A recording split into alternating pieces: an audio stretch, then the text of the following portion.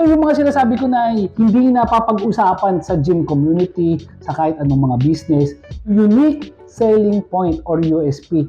So sa Gym Republic, ang unique selling point ng lahat ng Gym Republic, malalaki.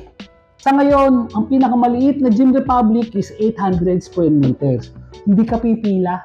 5 ang drawing, 5 ang lat pull down, 3 pec deck, 3 leg curl. Ang bench press ko, siyam.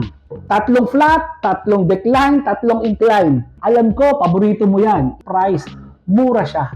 Mura siya. As low as 1,000 per month, kaya mo mag-avail. Ganun kami kamura. Gumawa kami ng sarili naming market.